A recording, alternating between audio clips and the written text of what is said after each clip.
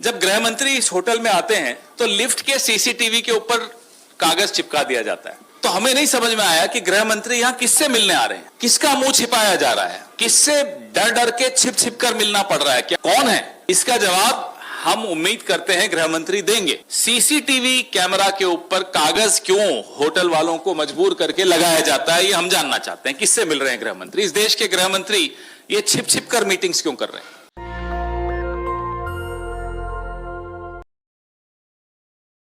बिहार में पहले चरण का मतदान हो चुका है और दूसरे चरण का 11 को होने वाला है और कल यानी कि 9 तारीख को चुनाव प्रचार थम जाएगा 6 बजे।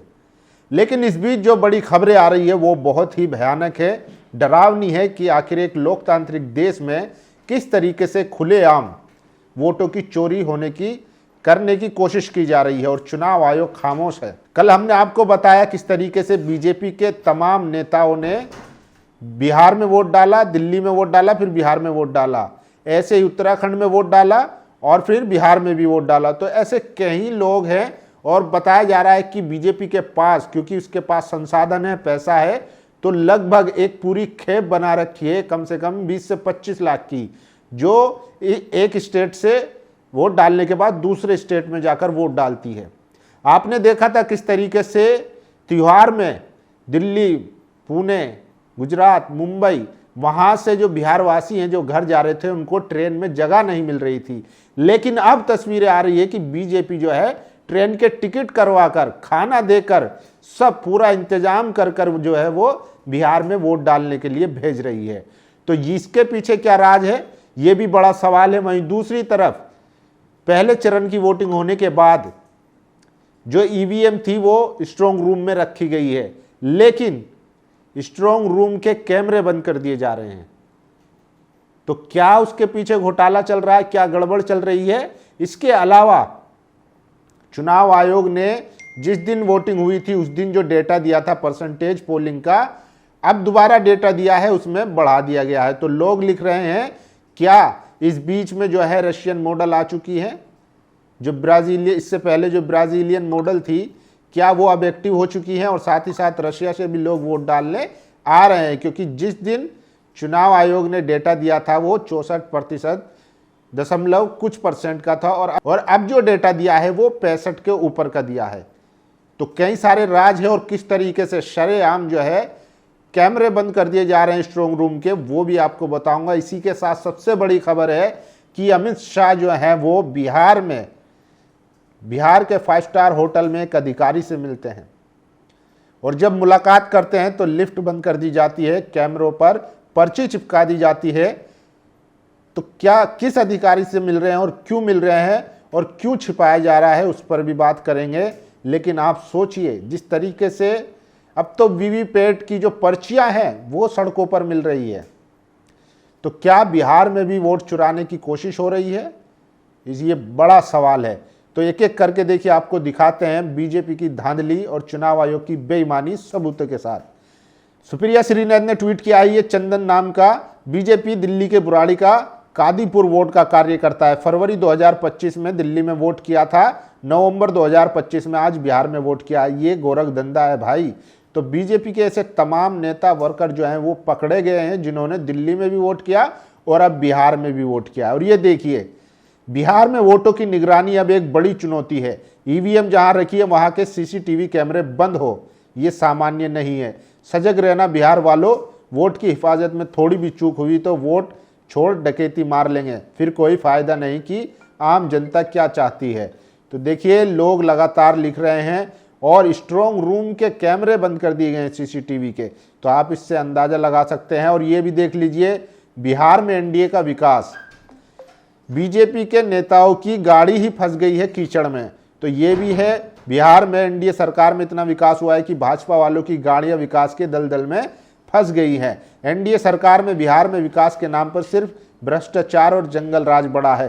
तो सड़कों की हालत कैसी है? और देखिए, वैशाली जिले के हाजीपुर स्थित स्ट्रांग रूम में बारी बारी से विभिन्न विधानसभाओं का सीसीटीवी बंद कर दिया जाता है। मध्य रात्रि पिकअप वैन वहां घुसती है और निकलती है। इलेक्शन कमीशन ऑफ इंडिया जवाब दे। देश का सबसे बड़ा वोट डकैत कई दिनों से प्रचार के बहाने बिहार में डेरा डाले हुए है। चुनाव आयोग के अधिकारी उसे होटल में जाकर रिपोर्ट करते हैं। दिल्ली से बड़का वो ठग प्रतिदिन बिहार आकर ध्यान भटकाने के लिए उल जुलूल बकवास करता है ताकि गोदी मीडिया की मदद से वोट चोरी और असल मुद्दों से ध्यान हटे। लेकिन बिहार अब की बार इन दो बाहरी ठगों को हर प्रकार से कड़ा सबक सिखाएगा। ये दो बाहरी लुटेरे गणतंत्र की जननी बिहार से ही लोकतंत्र को खत्म करना चाहते हैं। बिहारी ऐसा हरगिज नहीं होने देंगे। तो देखिए, ये खबर आ रही है वैशाली जिले के स्ट्रांग रूम में, जहां पर रात को 11:30 बजे सीसीटीवी बंद कर दिया जाता है और फिर वहां से पिकअप गाड़ियां जो है वो निकलती हैं। तो ये भी बड़ा सवाल है, तो क्या ईवीएम मशीन को ठिकाने लगाया जा रहा है? और ये देखिए, तो बिहार में वोट प्रतिशत बढ़ाने वालों में प्रभात कुमार भी शामिल है। जब एसआईआर की ड्राफ्ट सूची आई थी तब रिपोर्टर्स कलेक्टिव ने अपनी रिपोर्ट में दिखाया था यूपी के 5000 वोटर का नाम उस ड्राफ्ट में है। सवाल है कि चुनाव आयोग जब इन पर जवाब नहीं देगा, इन्हें ठीक नहीं करेगा, तो फिर इस चुनाव की क्या विश्वसनीयता है? दक्षिण अफ्रीका के चुनाव आयोग के मोशोतो मुवेपिया की बधाई से उछल रहे चुनाव आयोग को कुछ तो जवाब देना चाहिए। कम से कम प्रभात कुमार को बधाई ही दे दें। तो ये प्रभात कुमार हैं जिन्होंने 2019 में उत्तराखंड में वोट डाला, 2022 में उत्तराखंड में वोट डाला, 2024 में उत्तराखंड में वोट डाला और 2025 में बिहार विधानसभा में वोट डाला। तो इस तरीके से लगातार खबरें आ रही हैं कि बिहार में लगातार। और ये देखिए, राहुल गांधी ने जिस मकान में 500 वोटर होने का दावा किया, वो पलवल के जिस घर में 500 वोटर होने का नेता राहुल गांधी ने जिक्र किया, वे भाजपा नेता का है जो पूर्व पार्षद भी हैं। दैनिक भास्कर की टीम वहां पहुंची। इस मकान में 501 वोट दर्ज है, जबकि वहां एक बच्चे समेत सिर्फ 7 लोग रहते हैं। मकान मालिक शिवराम ने कहा कि वो खुद हैरान है कि ऐसा कैसे हुआ। ज्ञानेश कुमार इस बात का जवाब क्यों नहीं दे रहे हैं? तो देखिए, एक घर के एड्रेस पर लगभग 500 वोट बने हुए हैं और उसको चुनाव आयोग कोई जवाब नहीं देता। और देखिए, बीजेपी की वोट चोरी के कई तरीके हैं। उनमें से एक है 10-20 लाख लोगों का एक गिरोह जो हर राज्य में वोट डालता है। इस बीजेपी नेता प्रभात कुमार को देखिए, इसने उत्तराखंड में भी वोट डाला और बिहार में भी। इसके पहले दिल्ली के कई बीजेपी नेताओं के बारे में भी इसी तरह का सच सामने आ चुका है। गुजरात का एक गैंग इसे संचालित कर रहा है। इसकी गुप्त शाखाएं देश भर में है। वे फंड भी करता है, वही रेलों और बसों में भर भर कर प्रवासियों को भेजता है। चुनाव आयोग इस गैंग का एक मेंबर है, सक्रिय मेंबर है। उसका काम है फर्जी वोटिंग कार्ड और वोटिंग लिस्ट बनाना। तो ये जो ब्राजीलियन मॉडल के नाम पर जो 22-22 वोट डालते हैं, दरअसल ये लोग जाकर वहां पर वोट डालने का काम करते हैं। और ये देखिए, समस्तीपुर के सराय रंजन विधानसभा क्षेत्र के KSR कॉलेज के पास सड़क पर भारी संख्या में ईवीएम से निकलने वाली वीवीपैट पर्चियां फेंकी हुई मिली। कब, कैसे, क्यों, किसके इशारे पर इन पर्चियों को फेंका गया? क्या चोर आयोग इसका जवाब देगा? क्या ये सब बाहर से आकर बिहार में डेरा डाले लोकतंत्र के डकैत के निर्देश पर हो रहा है? तो देखिए, पर्चियां मिल रही हैं वीवीपैट की, तो कौन लोग हैं वो जो ये फेंक रहे हैं? चुनाव आयोग को इस पर भी जवाब देना चाहिए। और ये देखिए, समस्तीपुर स्ट्रांग रूम में सीसीटीवी कैमरे बंद कर दिए गए हैं, जबकि मैन पावर में लाइट आ रही है। स्ट्रांग रूम वो जगह होती है जहां वोट डालने के बाद ईवीएम मशीनें रखी जाती है। तो देखिए, मैन पावर में लाइट आ रही है, लेकिन स्ट्रांग रूम को जो है वो बंद कर दी। स्ट्रांग रूम में जो सीसीटीवी लगे हुए हैं वो बंद कर दिया। LCD पर आप देख सकते हैं ताकि लोग देख ना पाए। समस्तीपुर के सराय रंजन विधानसभा क्षेत्र के KSR कॉलेज के पास सड़क पर भारी संख्या में ईवीएम से निकलने वाली वीवीपैट पर्चियां फेंकी हुई मिली। चुनाव आयोग CEO बिहार इसकी जांच करके आप लोग खुद को क्लीन चिट कब देंगे? तो लोग जो है वीवीपैट की पर्ची सबसे ज़्यादा वायरल है कि आखिर ये पर्ची आई कहाँ से, कौन फेंक के गया? डॉक्टर गौतम एक्स वीडियो लिखते हैं, भारत निर्वाचन आयोग से मांग है, महिषी विधानसभा के RO ADM Nishant JDU BJP के एजेंट की तरह काम कर रहा है। हमें शंका है ये महिषी विधानसभा के RO निष्पक्ष चुनाव संपन्न कराने और काउंटिंग में बहुत बड़ा बाधा है, कृपया इसे हटाया जाए। तो देखिए, गौतम कृष्ण है, इन्होंने ट्वीट किया है कि ADM जो निशांत हैं, RO ADM, वो बीजेपी और JDU के एजेंट के तौर पर काम कर रहे हैं। और देखिए, सबसे बड़ी खबर, अलग अलग जगहों से ट्रेनों में भर भर कर लोगों को बिहार भेजा जा रहा है। भाजपा वालों का खुल्लम खुल्ला खेल चल रहा है। ट्रेन में ठूस ठूस कर भेजे जा रहे हैं। इन सबों का SIR में नाम कैसे आया, इनका वोट कैसे बनाया गया।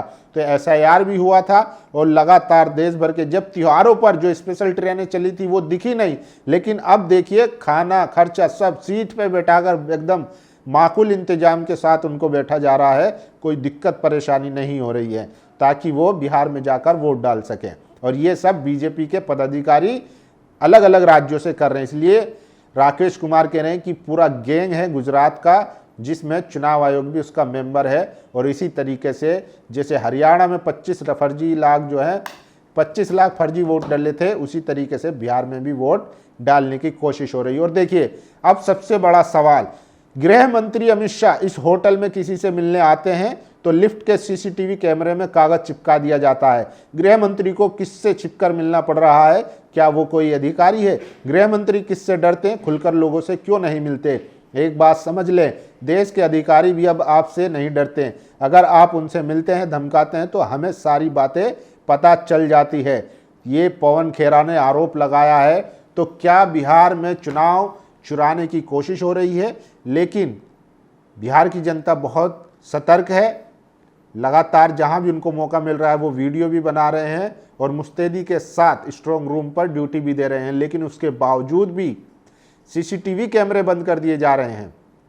और अमित शाह के बारे में खबर आ रही है कि वो चुनाव अधिकारियों से होटल में जा जाकर मुलाकात कर रहे हैं।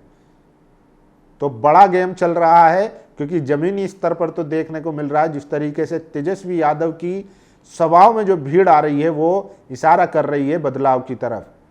वहीं दूसरी तरफ नीतीश ने भी गेम कर दिया है। नीतीश कुमार ने अंदर अंदर चाल चल दी है और वो जो है अब बड़ी मजबूती से NDA गठबंधन में उभर कर आ रहे हैं। जो बीजेपी का प्लान था, RSS का प्लान था कि इस बार नीतीश को निपटा के बीजेपी अपना कोई भूमियार या ब्राह्मण अपर कास्ट कोई CM बने, वो इनका ख्वाब जो है चकनाचूर होता दिख रहा है। लेकिन सबसे बड़ा सवाल, अमित शाह किससे होटल में जाकर मिल रहे हैं, वो भी चोरी छिपे।